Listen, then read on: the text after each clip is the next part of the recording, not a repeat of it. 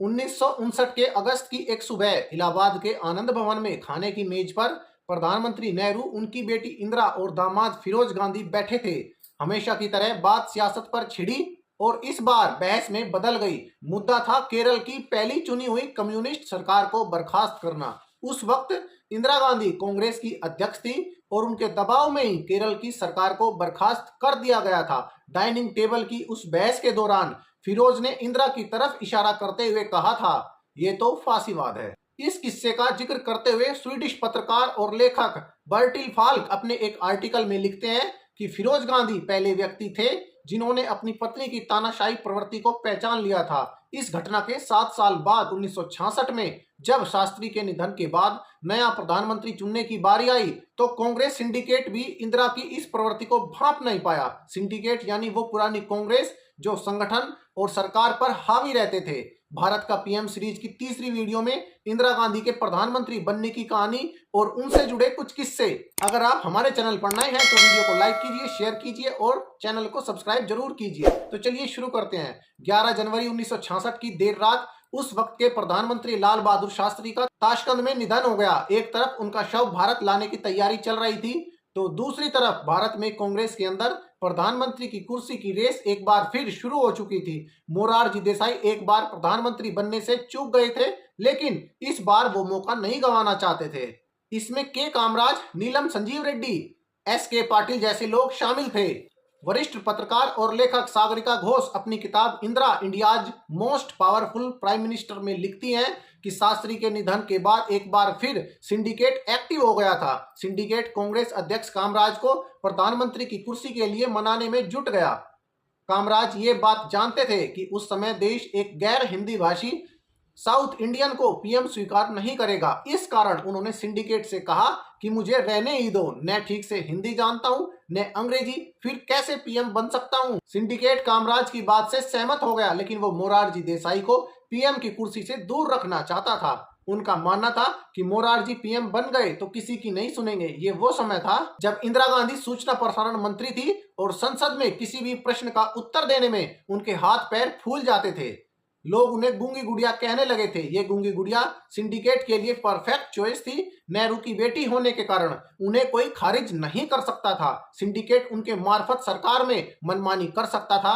1967 के आम चुनाव में 13 महीने बाकी थे। इंदिरा राष्ट्रीय चेहरा थी, उनके चेहरे पर आसानी से वोट भी मांगे जा सकते थे। सागरिका लिखती हैं कि एक बार मोरारजी देसाई सार्वजनिक तौर पर बोल चुके थे कि वे ही पीएम होंगे, लेकिन इंदिरा ने इस बात को जाहिर नहीं होने दिया। इंदिरा ने सही समय का इंतजार किया। उन्होंने बस इतना कहा कि वो वही करेगी जो कामराज चाहते हैं। जब मोरारजी को लगा कि दूसरी बार भी पीएम पद उनके हाथ से चला जाएगा तो उन्होंने कामराज से कहा कि पीएम कौन होगा इसका फैसला चुनाव से होना चाहिए। 19 जनवरी 1966 को इंदिरा और मोरारजी के बीच चुनाव हुआ। इंदिरा को 355 और मोरारजी को 169 वोट मिले। इस तरह से वो पीएम चुनी गई। 24 जनवरी 1966 को शपथ ग्रहण के साथ वो देश की पहली महिला प्रधानमंत्री बनी। इसके बाद 1967, 1971 और 1980 के चुनावों में जीतकर फिर प्रधानमंत्री की कुर्सी पर बैठी। 1965 के बाद 1966 में भी पर्याप्त बारिश नहीं होने से सूखा पड़ा था। 1965 की जंग के बाद अमेरिका ने भारत और पाकिस्तान दोनों को ही मदद देना बंद कर दिया था। देश को मदद की जरूरत थी। इस कारण इंदिरा गांधी पहली बार प्रधानमंत्री के तौर पर विदेश दौरे पर अमेरिका गई थी। तब अमेरिकन अखबारों ने लिखा कि new Indian leader comes bagging, मतलब भारत की नई नेता भीख मांगने चली आई है। पूर्व विदेश मंत्री नटवर सिंह अपनी biography one life is not enough में लिखते हैं कि मिसिज गांधी अपने पहले विदेशी दौरे पर अमेरिका गई थी। मैं उस समय न्यूयॉर्क में डिप्टी सेक्रेटरी पद पर था। अचानक मेरा तबादला दिल्ली में पीएम सेक्रेटरीट कर दिया गया।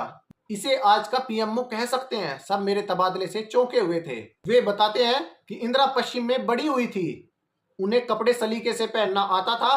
अमेरिका दौरे में वे साड़ी के साथ हील्स पहनती थी। उन्होंने अपने आप को बेहद फैशनेबल पेश किया था ताकि अमेरिकी राष्ट्रपति लिंडन बेंस जॉनसन को यह न लगे कि किसी कमतर महिला से रूबरू हो रहे हैं। 1967 के लोकसभा चुनाव 15 से 21 फरवरी को होने वाले थे।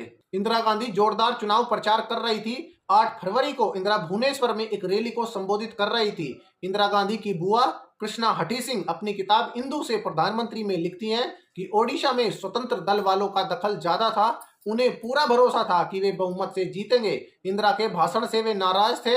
कुछ लोगों ने सभा में हंगामा शुरू कर दिया। इंदिरा को बोलते हुए थोड़ी देर ही हुई थी कि भीड़ से पत्थरों की बरसात होने लगी।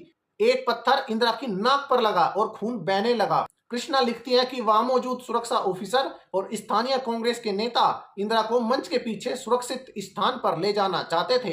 इंदिरा ने किसी की नहीं सुनी। वह मंच पर डटी रही। उनकी नाक से खून बह रहा था। नाक पर रुमाल लगाकर उपद्रव्य को लगभग ललकारते हुए इंदिरा ने कहा, ये मेरा नहीं देश का अपमान है, क्योंकि मैं प्रधानमंत्री होने के नाते देश का प्रतिनिधित्व करती हूँ। Natwar Singh one life is not enough में लिखते हैं कि इंदिरा जी की नाक से लगातार खून बह रहा था, लेकिन अफसोस इस बात का था कि किसी को भी उनका ब्लड ग्रुप तक नहीं पता था।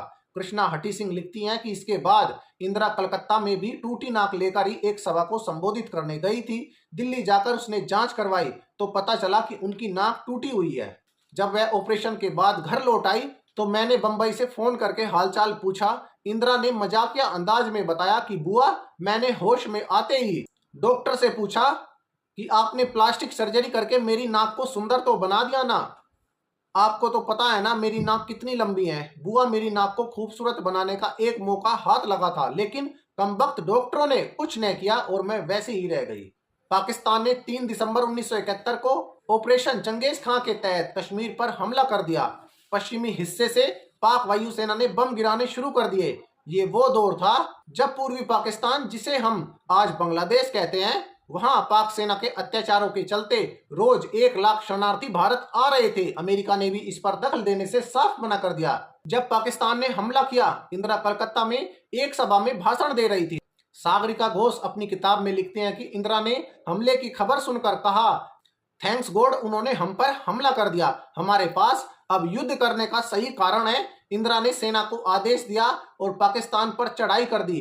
12 दिसंबर को अमेरिका ने पाकिस्तान की मदद के लिए अपना 7वां बेड़ा रवाना किया। इसमें 70 जहाज और पनडुब्बियां। 12 दिसंबर को अमेरिका ने पाकिस्तान की मदद के लिए अपना 7वां बेड़ा रवाना किया। इसमें 70 जहाज और पनडुब्बियां, 150 हवाई जहाज और 20,000 नौसैनिक थे।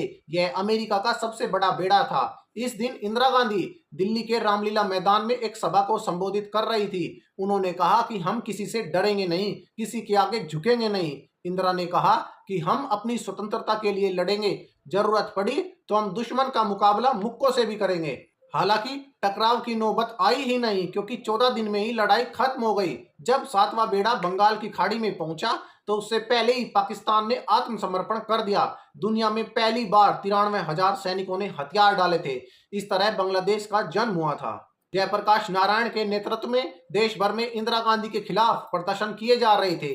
12 जून 1975 को इलाहाबाद हाई कोर्ट ने इंदिरा गांधी के चुनाव को अवैध घोषित कर दिया और 6 साल तक चुनाव लड़ने पर रोक लगा दी। इंदिरा पर आरोप था कि उनके निजी सचिव यशपाल कपूर ने चुनाव के दौरान उनके एजेंट के रूप में काम किया, जबकि वे सरकारी नौकर थे। कोर्ट ने यह भी पाया कि 1971 की चुनावी सभा के दौरान लाउड स्पीकर के लिए सरकारी बिजली उपयोग की गई थी। इस फैसले के बाद उन्हें पद से हटना पड़ा था। इंदिरा गांधी की अच्छी दोस्त रही पुतल जयकर अपनी किताब इंदिरा ए बायोग्राफी में लिखती हैं कि इंदिरा तो पद से हटने का मन बना चुकी थी। उनका छोटा बेटा संजय जब अपनी मारुति कार के कारखाने से शाम को लौटा तो उन्होंने चीखते हुए कहा, मां का इस्तीफा देने का कोई सवाल खड़ा नहीं होता। उन्होंने कहा कि आज जो वफादारी की कसम खा रहे हैं, सत्ता आते ही पीठ में छुरा भोंक देंगे। इंदिरा गांधी के निजी सचिव रहे R.K. धवन ने एक इंटरव्यू में कहा था कि इंदिरा अपना इस्तीफा टाइप करवा चुकी थी, लेकिन उस पर उन्होंने कभी दस्तखत नहीं किए।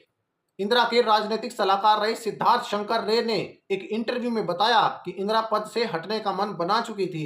इस दौरान बाबू जगजीवन राम ने इंदिरा से कहा कि मैडम, आपको इस्तीफा नहीं देना चाहिए। यदि आप पद छोड़ भी रही हैं तो आपके उत्तराधिकारी का चुनाव हम पर छोड़ दीजिए। ये सुनने के बाद इंदिरा ने अपना इरादा बदल लिया और उन्हें संजय की बात पर भरोसा हो गया। इस घटना का जिक्र सागरिका घोष ने अपनी किताब India's most powerful prime minister में भी किया है। इंदिरा ने 25 जून को देश में आपातकाल घोषित कर दिया। इसके बाद विपक्ष के सारे नेताओं को गिरफ्तार कर लिया गया। प्रेस पर सेंसरशिप लग चुकी थी। नसबंदी और कई कार्यक्रमों ने जनता को नाराज कर दिया था। 25 जून 1975 से 21 मार्च 1977 तक के 21 महीने की अवधि में भारत में आपातकाल घोषित था। इसके बाद चुनाव हुए और कांग्रेस की हार हुई, वो सिर्फ 153 सीटों पर सिमट गई। कांग्रेस की हार के बाद देश में जनता पार्टी की सरकार आई। मोरारजी देसाई को पीएम बनाया गया। जनता पार्टी में मंत्रालयों को लेकर आपसी झगड़े शुरू हो चुके थे। इंदिरा गांधी कुछ महीने चुप रही। इस दौरान बिहार के बेलछी में दबंगों ने दलितों पर गोली चला दी और 11 को जलाकर मार डाला। 4 महीने पहले ही कांग्रेस का सुपड़ा साफ हुआ था और इंदिरा बुरी तरह चुनाव हारी थी। इंदिरा बेलछी के लिए रवाना हुई। वे पटना तक ट्रेन से पहुंची, उसके बाद जीप से पहुंची।